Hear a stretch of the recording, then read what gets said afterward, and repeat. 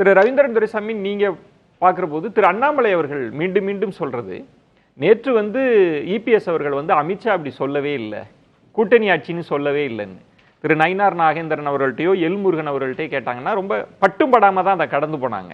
ஆனால் அண்ணாமலை அவர்கள் தான் இல்லைங்க 6 முறைக்கு மேலே கூட்டணி ஆட்சின்னு சொல்லியாச்சு, அமித்ஷா அவர்கள் சொன்னது இதுபடி தான் நான் நடப்பேன், இதுதான் என் வேத வாக்கு அப்படின்னு. இங்கே அதற்கு முன்பாக இபிஎஸ் அவர்கள் எல்லாம் முடிவெடுப்பாங்க, டெல்லியில் கலந்து பேசி முடிவெடுப்போன்னு சொன்னவர் நான் தான் பாஸ்ன்ற இடத்துக்கு நகர்ந்துருக்கிறாங்க. இந்த 2 ஸ்டேட்மெண்ட்டை எப்படி புரியும், என்ன நடந்துட்டு இருக்கு அப்போ? அதாவது எடப்பாடி பழனிசாமி அவர்கள் தந்தி பேட்டியும் படிக்கல, தினமலர் பேட்டியும் படிக்கல, இந்தியன் எக்ஸ்பிரஸ் பேட்டியும் படிக்கல.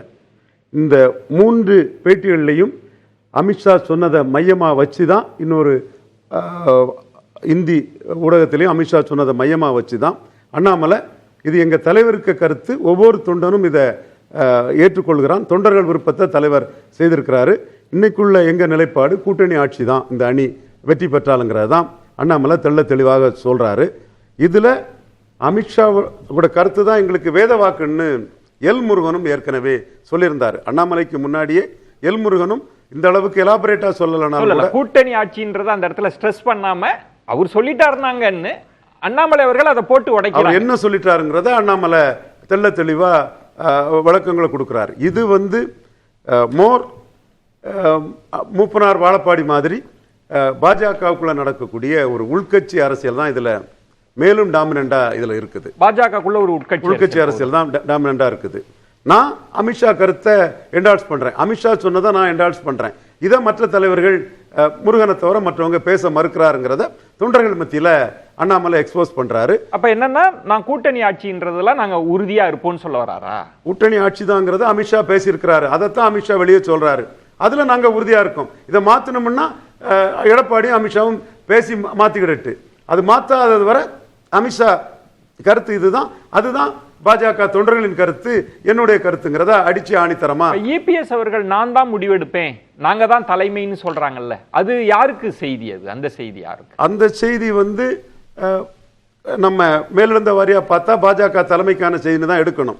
ஆனா 2 நாளைக்கு முன்ன அவர் பேசின ஒரு பேச்சு, பாமக எங்க கூட்டணிக்கு வந்துருவாங்க, என்ன சந்தோஷத்துல சொன்னார். கொஞ்சம் கைத்தட்ட பார்த்ததும் பாமக இல்லைன்னா 90 தொகுதியில நம்ம தாக்கு பிடிக்க முடியாது, பாமகவுக்கு நம்மளால லாபம் இல்லை, பாமகவால நம்ம பெரிய லாபம் அடைஞ்சிட்டு இருக்கோங்கிற அதுல உணர்ச்சி வசப்பட்டு என்டிஏல பாமக இருக்காங்க, அதனால பாமக நம்ம கூட்டணிக்கு வந்துருவாங்கன்னு தொண்டர்களுக்கு பெரிய உற்சாகத்தை கொடுத்தாரு. அப்போ பாமகவை இந்த அணிக்கு கொண்டு வர்றது அவருக்கு ரொம்ப மஸ்ட். அவர் பாமகங்கிறது டாக்டர் ஐயா அன்புமணி 2 பேரும் சேர்த்த பாமகங்கிற அந்த வார்த்தையை தான் அவர் பயன்படுத்தினார். பயன்படுத்தும் போது அவர் என்டிஏங்கிறதையும் பயன்படுத்தினார்.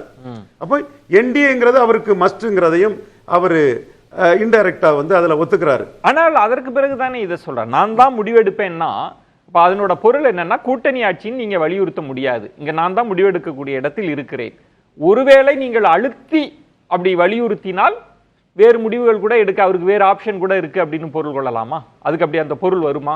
அடுத்த நாளே அன்புமணி, டாக்டர் அன்புமணி 4 அமைச்சர்கள் நாங்க இருப்போம்னு தெளிவா வருது சொன்னதும், இவரு பாமக இல்லாம 90 தொகுதியில ஃபைட் பண்ண முடியாதுங்கிற தன்னோட பலகீனத்தை தன்னை அறியாம ஜெயங்கொண்டனத்துல வெளிப்படுத்தினதும் அன்புமணி அதை பிடிச்சுக்கிட்டாரு, நாங்க 4 அமைச்சர் இருப்போம்னு. ஏற்கனவே அமித்ஷா அமைச்சரவையில கூட்டணி அமைச்சர் தாங்கிறத அமித்ஷா சொல்றாரு.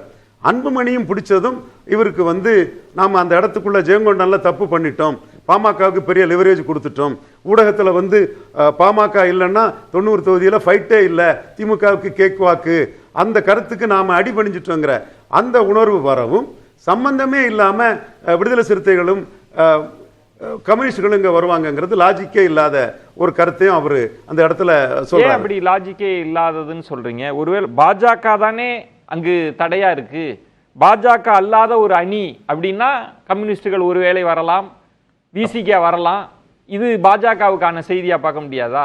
1% பலம் கொண்ட ஒரு கட்சி கூட அவர் கூட வரமாட்டாருங்க கருத்தை 2024 மக்களவையில் நாம பதிவு பண்ணோம். அதுதான் மக்களவையில் நடந்தது.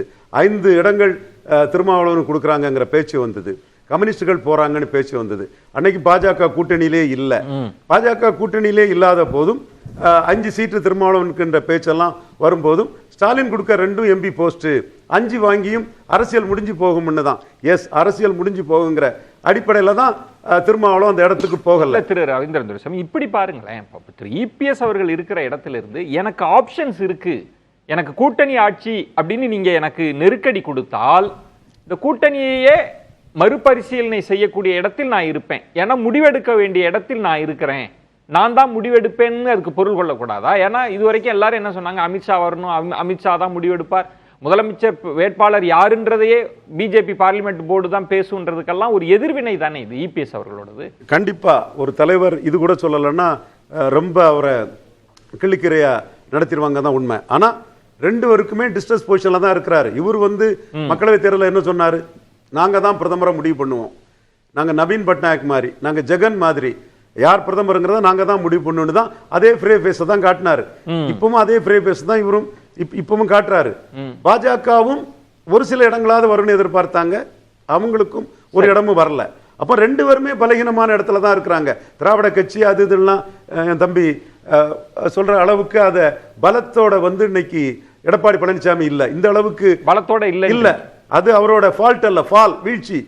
இந்த அளவுக்கு வீழ்ச்சியை அண்ணாமலை அவர்கள் பயன்படுத்த கண்டிப்பா அண்ணாமலை பயன்படுத்துறாரு.